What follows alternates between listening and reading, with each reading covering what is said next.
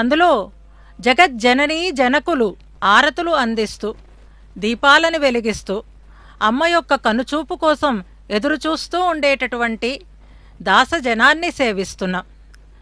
ఆ మౌళులే మాలలైనయా, లేక అర్హులైనటువంటి వారికి గజాంతమైనటువంటి ఐశ్వర్యాన్ని అందించగలిగేటటువంటి గరుడనితో పెళ్ళుడైన శేషుడు, వేడుక గరుడనితో పెళ్ళుడైన ఘనమైన బంగారు శేషుడు, చుట్టు చుట్టుకొనిన మించుల శేషుడు, చుట్టదే శేషుడు శ్రీ వెంకటాద్రి శేషుడు.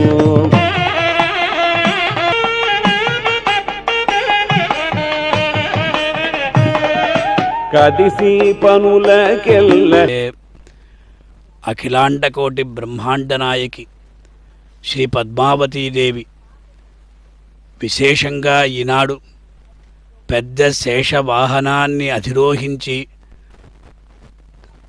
తిరుసుకనూరు మాడవీధుల్లో ఊరేగుతూ భక్తులందరినీ కూడా స్వతంత్ర వీరలక్ష్మిగా వెలుగొందేటువంటి అమ్మవారి యొక్క బ్రహ్మోత్సవాలు, దేవదేవుడైనటువంటి శ్రీ వెంకటేశుని యొక్క బ్రహ్మోత్సవాలు వివిధ వాహనాలతో అలరారుతుంటే, అదే జనవతికాది అసంఖ్యేయ కళ్యాణ గుణగణ అయినటువంటి అమ్మవారి యొక్క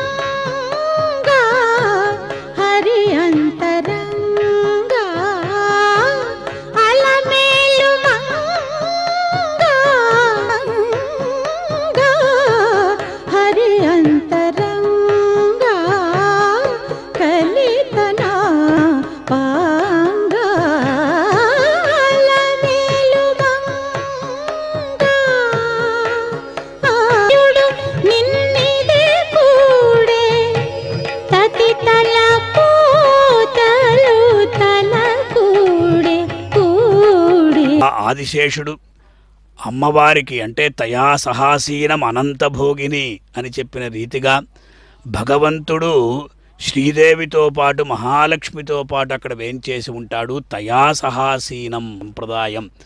అందువల్ల ముఖ్యంగా ఈనాడు మనకు తిరుచానూరులో జరిగేటువంటి దివ్య నవ్య భవ్య బ్రహ్మోత్సవాల్లో 2వ రోజు పద్మావతీదేవి పత్తి ఈశ్వరాయ నివేదితమని చెప్పిన రీతిగా మన యొక్క కరణ కళేబరములు అన్నీ కూడా ఆ భగవంతునికే సమర్పించాలి. చితచిద్విశిష్టం బ్రహ్మ ఏకమేవ తత్వపరి సిద్ధాంతం.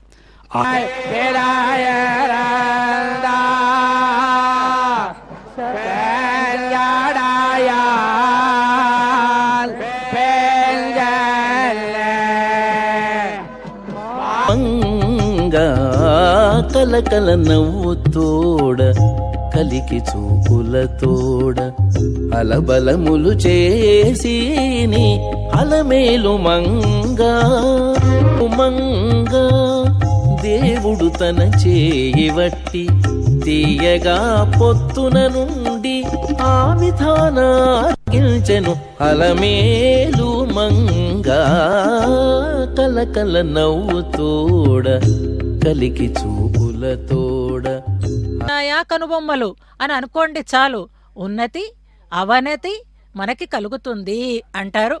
కానీ జగన్మాత